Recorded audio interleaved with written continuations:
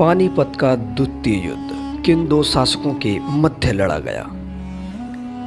पानीपत का द्वितीय युद्ध 5 नवंबर 1556 को उत्तर भारत के हिंदू शासक सम्राट हेमचंद्र विक्रमादित्य, लोकप्रिय नाम हेमू था, और अकबर की सेना के बीच पानीपत के मैदान में लड़ा गया था। अकबर के सेनापति खान जमान और बैरम खान के लिए यह एक निर्णायक जीत थी। इस युद्ध के फलस्वरूप दिल्ली पर वर्चस्व के लिए मुगलों और अफगानों के बीच चले संघर्ष में अंतिम निर्णय मुगलों के पक्ष में हो गया और अगले 300 वर्षों तक सत्ता मुगलों के पास ही रही। सम्राट हेमचंद्र विक्रमादित्य या हेमू दिल्ली का अंतिम हिंदू सम्राट था, जिसने दिल्ली के लिए युद्ध में अकबर और हुमायूं की सेना को हराया था। हेमू वर्तमान में हरियाणा के रेवाड़ी का था। हेमू सन 1545 से 1553 तक शेरशाह सूरी के पुत्र इस्लाम शाह का सलाहकार भी रहा। उसने सन 1553 से 1556 के दौरान इस्लाम शासन के महामात्य यानी प्राइम मिनिस्टर और इस्लाम शाह के सेना नायक चीफ ऑफ आर्मी के रूप में 22 युद्ध जीते, जो कि सूरी शासन के विरुद्ध अफगान विद्रोहियों के विद्रोह को समाप्त करने के लिए लड़े गए थे।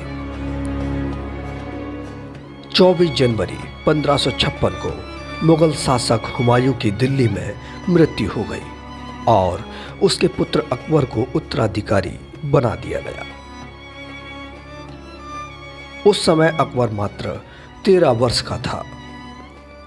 14 फरवरी 1556 को पंजाब के कलानौर में अकबर का राज्याभिषेक किया गया। राज्याभिषेक के समय मुगल शासन काबुल, कंधार, दिल्ली, पंजाब के कुछ हिस्सों तक सीमित था।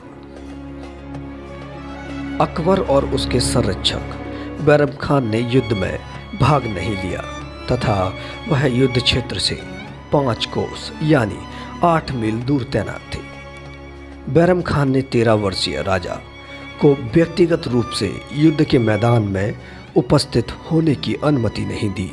इसके बजाय उसे 5000 अच्छी तरह से प्रशिक्षित और सबसे वफादार सैनिकों के एक विशेष गार्ड के साथ सुरक्षा प्रदान की गई। वह युद्ध के मैदान से एक सुरक्षित दूरी पर तैनात था।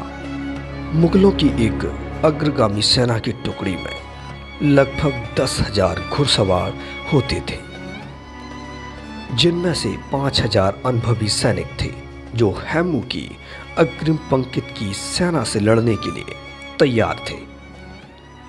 हेमू ने अपनी सेना का नेतृत्व स्वयं किया। हेमू की सेना 15,000 हाथियों और उत्कृष्ट तोपखाने से सुसज्जित थी।